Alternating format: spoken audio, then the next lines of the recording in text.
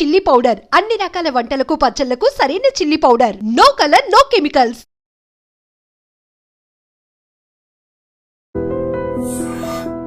Welcome to I dream. It's me Anusha Kumal. ఇవాళ మన guest family counsellor Rajani రమ్మ గారు ఉన్నారు. వారితో మాట్లాడదాం. నమస్తే మేడం. నమస్తే మేడం, ఈ మధ్య ఊర్ల నుండి చదువుకోవడానికి ఏదైనా ఉద్యోగాలు పడితే కోర్సులు చేయడానికి లేదంటే ఉద్యోగాలు చేయడానికి ఊర్ల నుండి అమ్మాయిలు వస్తున్నారు. బట్ వచ్చినప్పుడు ఉన్న వేష భాష ధోరణి వ్యవహారం అంతా ఓకే, మోడర్న్గా ఉంటే తప్పలేదు. బట్ వాళ్ళు ఉండే విధానం, జీవించే విధానం కూడా మారిపోతుంది. సో మీరు అబ్జర్వ్ చేసిన విషయాలు ఏంటి ఈ హాస్టల్స్ కానీ పీజీల్లో కానీ ఉండే అమ్మాయిలు? అంటే మీరు అన్నారు కదా ఊర్ల నుంచి వచ్చారు అంటే ఎంతో స్వచ్ఛంగా వస్తారు. అవును, అంటే చాలా న్యాచురల్గా ఉంటారు వాళ్ళు.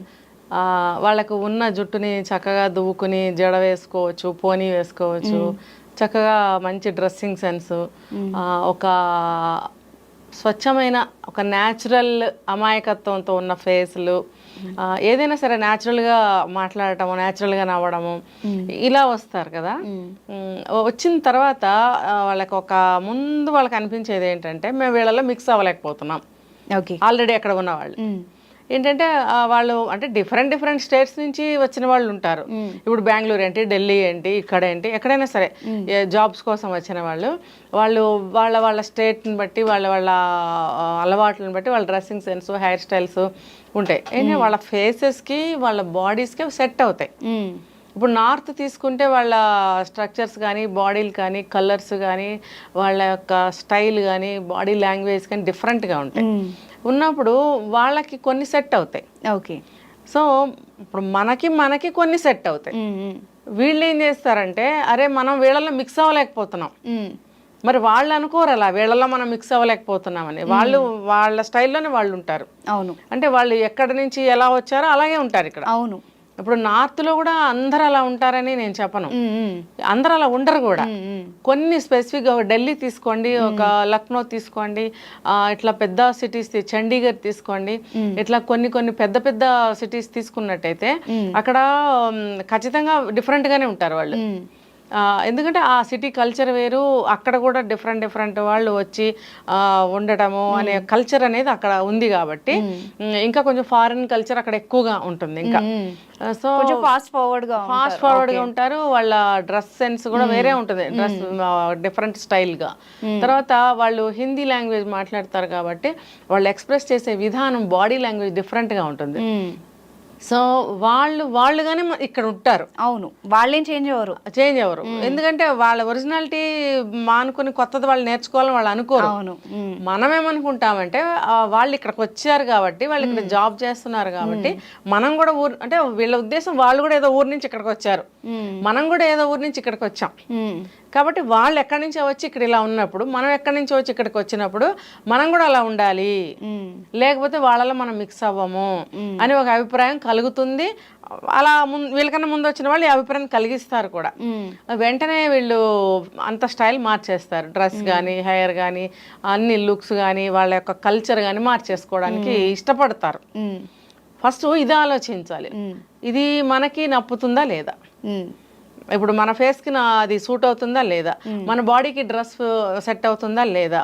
ఇప్పుడు ఒక బాయ్ ఫ్రెండ్ని మెయింటైన్ చేసామంటే ఆ అమ్మాయి తిరుగుతుంది ఒక అబ్బాయితో, ఆ బాయ్ ఫ్రెండా లేకపోతే ఇంకోట నీకేం తెలుసు? అవును కదా, తెలీదు. ఒకవేళ ఆ అమ్మాయికి బాయ్ ఫ్రెండే, ఆ బాయ్ని ఫ్రెండ్గా మాత్రమే చూస్తుందేమో, తెలుసా నీకు? నువ్వేమనుకుంటున్నావు బాయ్ ఫ్రెండ్ అంటే ఒక లవరు అని మనం ఒక ఏమంటారు తెలిసి తెలియని ఒక అభిప్రాయం వచ్చేస్తుంది. బాయ్ ఫ్రెండ్, ఇందాక మీరు అన్నట్టు ఒక బాయ్ ఫ్రెండ్ని మెయింటైన్ చేయకపోతే మనం చులకన అయిపోతామేమో, తక్కువగా చూడబడతామేమో. కానీ ఆ బాయ్ని ఫ్రెండ్గా పెట్టుకున్నప్పుడు ఆ అమ్మాయి ఆ బాయ్ని ఫ్రెండ్గానే చూస్తుందా లేదా, లేకపోతే ఇంకోలా చూస్తుందా అని నీకు తెలుసా లేదా? తెలియకపోతే తెలుసుకోవాలి, అంతేగాని గుడ్డిగా వెళ్ళిపోయి వాళ్ళు ఏదో చేశారు, వాళ్ళు అలా ఉన్నారని మనం కూడా అలా ఉండటానికి ప్రయత్నించడం, అలాంటి పని మనం చేయాలని చూడటం అనేది తప్పు. అయితే ఇది ఎంత దూరం వెళ్తుంది మనం ఈ అబ్బాయిలతో తిరగడం వల్ల? మన సాంప్రదాయం ప్రకారం మన సదరన్ కల్చర్ అనేది ఒకటి ఉంది. మన సదరన్ కల్చర్లో స్పెషల్గా మన స్టేట్ గురించి, మన అమ్మాయిల గురించి మనం మాట్లాడుకోవాలంటే మన కల్చర్ ఒకలా ఉంటుంది, తమిళనాడు ఒకలా ఉండొచ్చు, కేరళ ఒకలా ఉండొచ్చు కదా, డిఫరెంట్గా ఉండొచ్చు. మన తెలుగు వాళ్ళ కల్చర్ అనేది ఒకటి ఉంటుంది. నువ్వు బాయ్ ఫ్రెండ్స్తో తిరుగుతావు, ఆ అబ్బాయి హిందీ వాడు అవ్వచ్చు, లేకపోతే ఇంకో స్టేట్ వాడు అవ్వచ్చు. ఆ అబ్బాయితో నువ్వు ఏం చేద్దాం అనుకుంటున్నావు, ఎలా ఏం జర్నీ చేద్దాం అనుకుంటున్నావు, ఎక్కడ వరకు జర్నీ చేద్దాం అనుకుంటున్నావు, అది నీకు సెట్ అవుతుందా? ఓకే, ఓన్లీ ఫ్రెండ్షిప్పే, స్టైల్గా తిరిగేద్దాము, హోటల్స్కి వెళ్ళిపోదాము, అటు వెళ్ళిపోదాం ఇటు వెళ్ళిపోదాము అని తర్వాత వదిలేద్దాం. తర్వాత నువ్వు మన కల్చర్ ప్రకారం ఇంకొక అబ్బాయిని పెళ్లి చేసుకోవాలి. ఆ అబ్బాయి కూడా ఎన్నో ఆలోచనలు, ఆశలు, అభిప్రాయాలు ఉంటాయి. ఉన్నప్పుడు దానికి నువ్వు సెట్ అవుతావా? అప్పుడు నీకు అవుతుందా పెళ్ళి? లేకపోతే నిన్ను వాళ్ళు యాక్సెప్ట్ చేస్తారా? లేకపోతే ఆ అబ్బాయి నీకు నచ్చుతాడా? ఇవన్నీ నువ్వు ముందు ఆలోచించుకోవాలి. నువ్వు వేసే ప్రతి స్టెప్ని నువ్వు ఆలోచించుకోవాలి. వాళ్ళు ఏదో చేశారండి. ఇప్పుడు నార్త్ కల్చర్ ఏంటంటే వాళ్ళ కజిన్స్తో కానీ, బ్రదర్స్తో కానీ, ఫ్రెండ్స్తో కానీ, తండ్రి వరుస అయిన వాళ్ళతో కానీ, తండ్రితో కానీ, తాతలతో కానీ ఒకే ఫీలింగ్తో మాట్లాడతారు వాళ్ళు. కావాలంటే చూడండి, అంటే నార్త్లో ఉండొచ్చాను కాబట్టి నాకు తెలుసు. ఓకే, ఇప్పుడు వాళ్ళు అందరితో ఒకే ఫీలింగ్తో మాట్లాడతారు. అంత మాత్రం చేత ఆ అమ్మాయి ఆ అబ్బాయితో ఏదో ఒక విషయంలో కమిట్ అయిందని, లేకపోతే ఇంకోటి దూరం వెళ్ళిపోయిందని అనుకోవాల్సిన అవసరం లేదు. అది అందరితో సమానంగా మాట్లాడటం అనేది వాళ్ళ కల్చర్. ఓకే, ఇంకా వేరే వేలో వాళ్ళతో ఉంటున్నారు అంటే అది ఇంకా వేరే వేనే, అది వాళ్ళు ఇష్టపూర్వకంగా చేసుకునే. కానీ అందరూ అలా ఉండరు, వాళ్ళ కల్చర్ అది. ఆ కల్చర్ మనకెందుకు? మనకు లేదు కదా ఆ కల్చర్. ఉన్నా కూడా ఎవరు యాక్సెప్ట్ చేయరు, తప్పు పడతారు తప్ప, అంతే కదా. ఇప్పుడు నా 2-3 తిరుగుతున్నావు అంటే ఎవరు, ఏ తల్లిదండ్రులు ఒప్పుకుంటారు? మనకున్న సమాజం ఒప్పుకుంటుందా? ఒక అమ్మాయి ఒక అబ్బాయితో తిరుగుతుంటే ఇంకో అమ్మాయి పక్కన ఇంకో అబ్బాయితో తిరుగుతుంటే కూడా వీళ్ళు కూడా వాళ్ళని ఎంతగానే చూస్తారు, మన వాళ్ళని. అంటే తను తిరుగుతుంది, ఈ అమ్మాయి తిరిగితే ఇలా చూస్తుంది అనమాట. అంటే మనకు ఆ కల్చర్ లేదు. అది అలాంటప్పుడు మనం ఎందుకు తిరగాలి? మనం ఒకటే, మన కాళ్ళ మీద మనం నిలబడదాం అనుకుని వస్తాము. మనం జాబ్ చేయాలి, మనం మంచిగా స్టాండ్ అవ్వాలి, ఒక స్టేజ్కి వెళ్ళాలి. చాలామంది చూడండి జాబ్లో కూడా హైక్స్ తీసుకోవాలి, ప్రమోషన్స్ తీసుకోవాలి, ఒక స్టేజ్కి రావాలని ఆశపడే వాళ్ళు కూడా ఉన్నారు. అలా అనుకుని వచ్చిన వాళ్ళు ఇలాంటి వేషాలన్నీ వేశారనుకోండి, ఎలా వాళ్ళు రీచ్ అవుతారు? మధ్యలో అవాంతరాలు ఎన్నో రావచ్చు, బాయ్ ఫ్రెండ్స్ రూపాల్లో రావచ్చు, ఇంకోటి. అవన్నీ మన కల్చర్ కాదు. నువ్వేదో తల్లిదండ్రులకు కొంచెం హెల్ప్ చేద్దాము జీతంలో, నువ్వు శాలరీలో నువ్వు అనుకోవచ్చు. ఇక్కడ ఇదే మేడం మెయిన్ పాయింట్. అంటే పేరెంట్స్ ఒకవేళ middle class, below middle class ఉంటే అమ్మాయిలు ఒక మంచి ఉద్దేశంతో జాబ్ చేయాలి, కెరియర్ చూసుకోవాలి అని సిటీకి వస్తారు. మరి అలాంటి స్టేజ్ లో ఇక్కడికి వచ్చినప్పుడు వీళ్ళ మెయింటెనెన్స్ కంప్లీట్ గా మారిపోతుంది. సో అనవసరమైన హంగులు అద్దుకుంటున్నారేమో అని అనిపిస్తే అద్దుకుంటున్నారు. ఏంటంటే వీళ్ళకి ఫస్ట్ పాపం మంచిగానే వస్తారు, ఇక్కడ చూడంగానే మారిపోతారు. తల్లిదండ్రులకు కొంచెం సాయం చేయాలి మనీ పరంగా అని అనుకుంటూనే వస్తారు, తన కాళ్ళ మీద తను నిలబడాలనుకునే వస్తారు. ఇక్కడికి వచ్చిన తర్వాత ఏంటంటే ఒక్కసారిగా మాయపొర కమ్మినట్టుగా ఒకళ్ళని చూసి ఒకళ్ళకి మారిపోతారు, ఆలోచనలు కోరికలు మారిపోతాయి. మెయిన్ మనీ సరిపోదు వీళ్ళకి.